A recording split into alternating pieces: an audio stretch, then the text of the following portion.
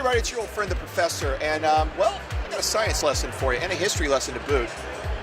In 3500 BC, the Iranians were making bread. Well, what happened is, during that bread-making experience, is there was a little bit of an accident with the yeast. Jesus Christ, give me that.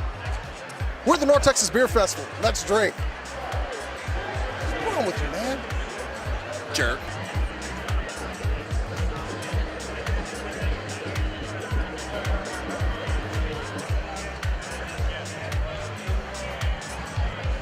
Hey everybody, it's Chris, and I ran into Jeremiah here from Lakewood Brewing Company. Jeremiah, how you doing today? Doing well. Good, good. Let's talk about your brewing company. Tell us a little about Lakewood. Yeah, we're out of East Dallas, over there in Garland, Texas. We've been around for about a year and a half now. We opened in August 2012. Brewery started in our owner's garage in Lakewood. Lakewood didn't have the capability of actually having the ordinances to have our CIP system in-house. We moved a little bit up the road, right into Garland, Texas. It's been a great growth. We make about 12 different beers now to date. We are one of the fastest growing breweries in North Texas, and have a workforce of about 20 now, and ever on the rise. We're currently doing an 80,000 barrel expansion that'll be done by the end of the year, and just growing.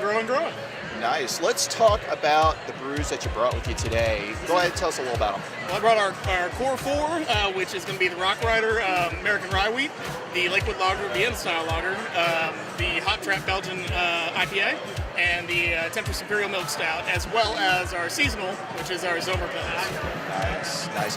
So let me ask you this question.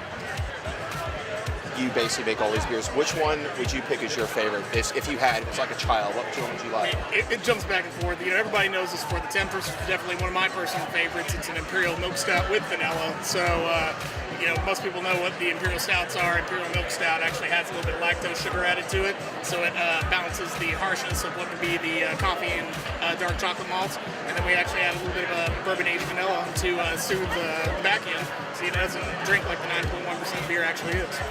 Absolutely. Well, I want to just kind of shift gears just a little bit with you, especially with talking about the local Dallas, just North Texas brewing scene. It has just expanded and grown over the past several years. Exploded. What do you think was key to that? It's, you know, a lot of things come into it. It's a lot of good craft beer, a lot of people wanting something new. Again, we're from Texas, and everybody, you know, loves local, wants to support local, but, you know, also wants something to invest in, you know, somebody to be from their backyard and someone to hold, you know, a personal tie to. And I tell my sales team all the time, the most valuable thing you have, or sales tool, is the brewery. Get involved in the culture, being a part of other people's culture. We have several philanthropic endeavors that we embrace, and, you know, being able to support community the same way they support us is very important. I think having someone local and that has direct ties to community is important, so you get the community feeding back into that is one of the biggest reasons. Absolutely.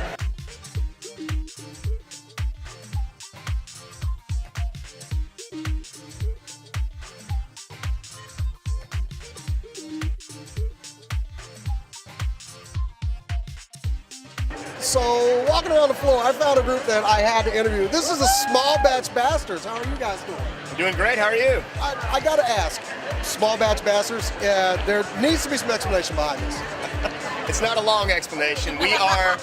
We drink beer, good beer. I like these people already.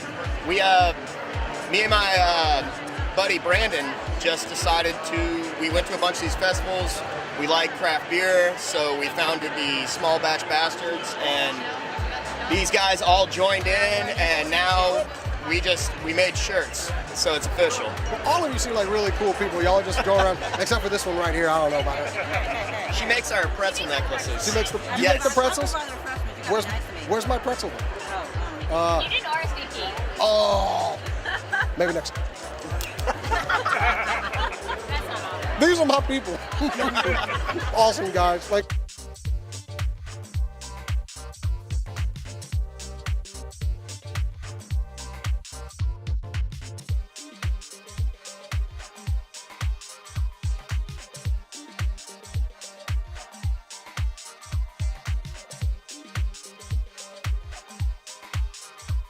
Hey guys, talking to Wes with Ballast Point Brewing Company. Hey man, how you doing? What's going on, man? How you doing, bro? All right, so what have you brought today for everybody to check out?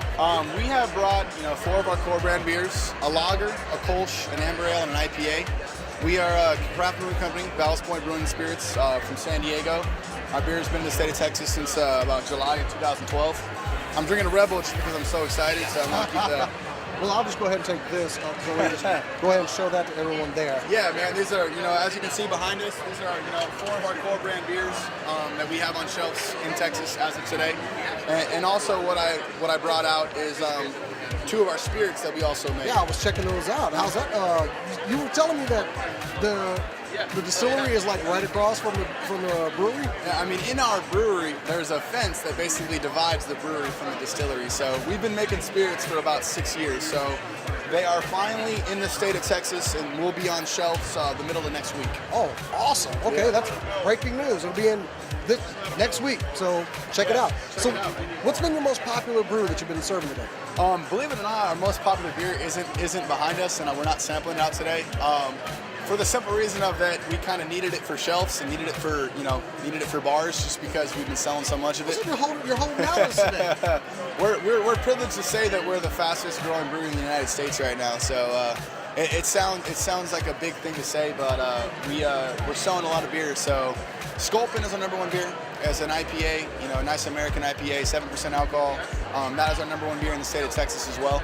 So I don't have that for you guys today, so I apologize about that. But we've had it at the other festivals. Just today I wanted to, Big Eyes, a beer that we did on the IPA side before Sculpin. So kind of wanted to, tie it back to that. Well, I'm pretty sure, people can go out and go ahead and sample out some Ballast Point. I think I need to go ahead and just sample me up a couple as well. I think you do, man. What do you want to try? Let's try an IPA, man. All right. So this is a 7%, nice West Coast IPA. Okay. Check this out on camera. I need to see his ID. Oh man, that's good. Nice hoppy, malty. Oh, that is kind good. Makes the hair on the arm stick up a little bit. That is good stuff.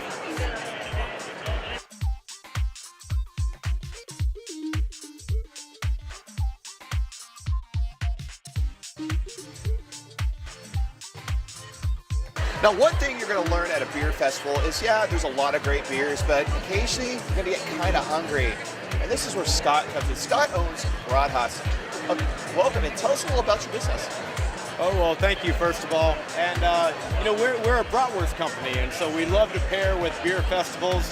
What we do is we set up a kind of a temporary tent, and we just crank out Bratwurst for people that want to do some beer and do some Bratwurst together.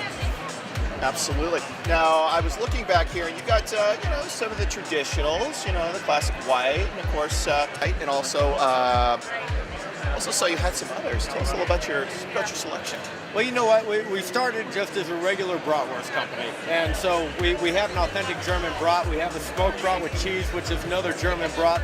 But, over the years, we've decided to diversify a little, bring things to people that make them happy. So we've added 3 or 4 more brats. We have a habanero hot link. We have a chicken bratwurst. Then we do a hot dog because some people just like hot dogs. Then on top of that, we have about 15 different toppings you can put on your brat. We just want to make something that if you're into the German stuff, we can get you something there. If you're into whatever you want, we can make something for you. Very nice.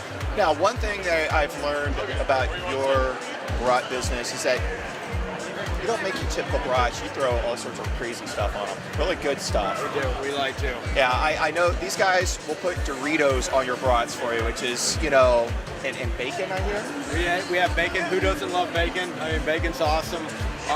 We have cheddar cheese, cream cheese, nacho cheese, put some Swiss cheese on there. We have, anything that you want we'll put on your brat. We just like to allow people to create their own bratwurst. Nice. Well, guys, I'll tell you what, when you're up, somebody's trying to eat my bratwurst off camera here.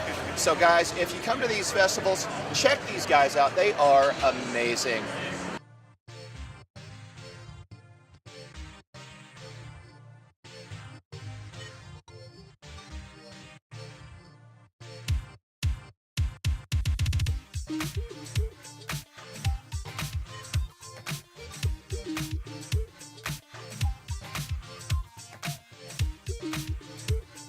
Hey guys, talking with Dennis from the Franconia Brewing Company. So, Dennis, y'all have brought something special today. Well, it's special in one way. We brought in our 200-year-old keg. The beer inside is our amber, which we have in our portfolio since quite a while. but we just filled it in bottles, so it's available in bottles now year-round. It's our 4th edition to the year-round beers in bottles. So we thought we'd feature it today in our 200-year-old keg. It's good. Just go out and get it. Okay, so what else have you guys brought to the We got our Dunkel, which is a German dog lager, a little bit more in the Schwarzbier direction. We brought our Kölsch beer, it's the lighter spring beer, and we have our Amber in the bottle as well.